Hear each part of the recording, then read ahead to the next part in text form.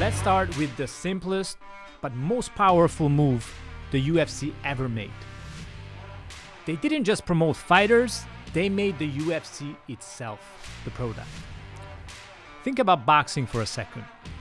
My friend Georges St. Pierre explained this perfectly on the Joe Rogan show.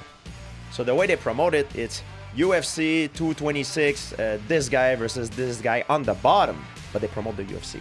Right. They don't promote the fighter, they promote mostly the brand, and it's very smart because that they have the monopoly over the others, right? Right. They built a brand so strong that it doesn't matter if Conor McGregor or some new up-and-comer fighting, fans still buy the tickets and tune in. Sometimes a brand gets so big, it becomes the whole category. That's exactly what the UFC did with MMA. Some people say, I want to train UFC. They should just say, like, I want to train MMA. When people say MMA, they usually just mean the UFC. When we launched Karate Combat and Dirty Boxing, we faced the same challenge. We didn't have millions of dollars to spend on massive stars. So we made the brand itself the star. I wanted people tuning in, not just for the main event, but for the entire experience, the entertainment, the atmosphere, and the excitement. Because if you can sell the show itself, you can swap the fighters in and out, and the audience and revenue keep coming in. But how did the UFC get here? It's not like they invented mixed martial arts. MMA already had deep roots elsewhere. Brazil had its brutal Vale Tudo fights, Japan had Pride, and K1 kickboxing, both with huge following. But in America, nobody really cared about MMA. People watched boxing and kickboxing never quite broke through. The UFC saw a gap and jumped in first, marketing the simple, irresistible idea: who is the toughest fighter in the world?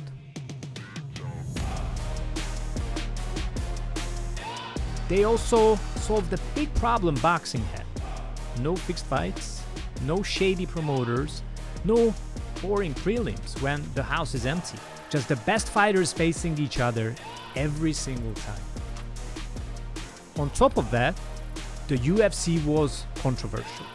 It had the cage, the violence, the mystery. It felt raw, almost outlaw, very American. This edgy, rebellious image gave them momentum. While the NFL and NBA took decades to become global giants, the UFC did it in just 30 years, thanks to the first mover advantage. And here's why this matters for you. When you see an opportunity nobody else has claimed yet, you have a chance to define the category. Being first isn't just about speed. It's about shaping expectations, setting the rules, and owning the entire story. Second powerful move, the UFC didn't just beat their rivals, they built them out. Think about Pride, Strikeforce, WEC, Elite XC, all either gone or absorbed into the UFC machine. Back in the days you had Bellator, now PFL, but to be honest, nowhere near UFC's level. The UFC wasn't just looking to win the promotion battle, they wanted full control, owning the content, the fighters, the entire playing field. Because when you control everything, you set the rules. I saw this clearly when I helped broker the UFC distribution deal in Hungary. It wasn't just about getting eyeballs on screens, it was about total ownership. They made it clear that if you don't control the whole story, you're just another pawn in someone else's game. And the lesson stuck with me. True leverage doesn't come from participation, it comes from ownership. Now, let's switch gears and talk about the content machine. Most people miss this piece. The UFC isn't a fight company, it's a content and media company. Look beyond the live fights. They are constantly pumping out social media clips, documentaries, podcasts, and influencer collaborations. Even the UFC Apex, that's not just an arena, it's a studio designed to churn out fights cheaply. No huge stadium fees, no logistical nightmares, just a relentless content machine. When I built my own promotions, I quickly realized that ticket sales weren't where the real money was. That was just one part. The real power was in owning the footage, controlling the highlights and shaping the narrative. That's the real game. And if you master it, you're no longer just promoting events, you're building an empire. Now, let's talk about where the real money is. Pay-per-view and distribution deals. Everyone loves to talk about Conor McGregor pulling huge pay-per-view numbers. But who really cashes in? Not the fighters. Most fighters are lucky to get 10 plus 10 to show and for the win. Meanwhile, the UFC is raking in $60 to $80 per pay-per-view buyer every single event. Compare this to boxing. When Floyd Mayweather fought Manny Pacquiao, for example, both fighters took home the lion's shares of the revenue. Floyd alone earned tens if not hundreds of millions from the fight. In boxing, the stars eat first, but in the UFC, the company eats first. And the fighters, they get the leftovers. But it's not just pay-per-view. The UFC also logged in a guaranteed $1.5 billion ESPN deal, steady, predictable cash flow. And remember the Apex, what we talked about? They run events there at fixed minimum cost. No massive stadium expenses, no logistical headaches, just the cage, cameras, and the content, and obviously the fighters. That's exactly why the UFC is so profitable. Low costs, total content ownership, and no revenue sharing union. They built the perfect money-making machine. And here's the part most fans never see, how the UFC leveraged politics and influencers to fuel their growth. Dana White didn't just run the UFC, he made it part of mainstream culture. His friendship with Donald Trump wasn't random. Trump supported MMA early on, and Dana returned the favor, securing political protection and powerful connections for the UFC.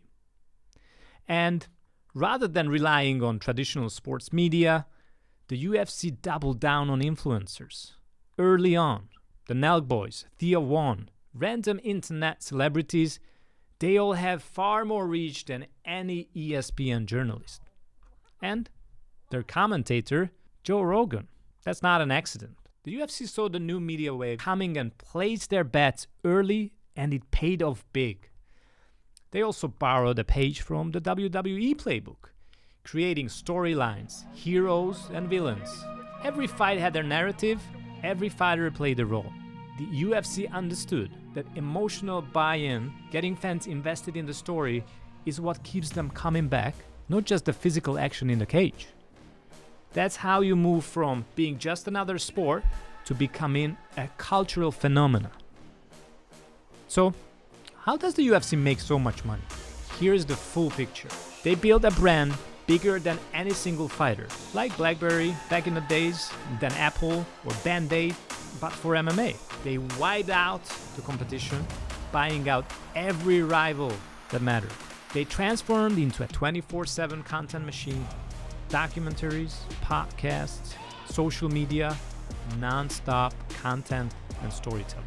They logged in billion-dollar distribution deals, guaranteed cash from ESPN and global partners, sponsorships.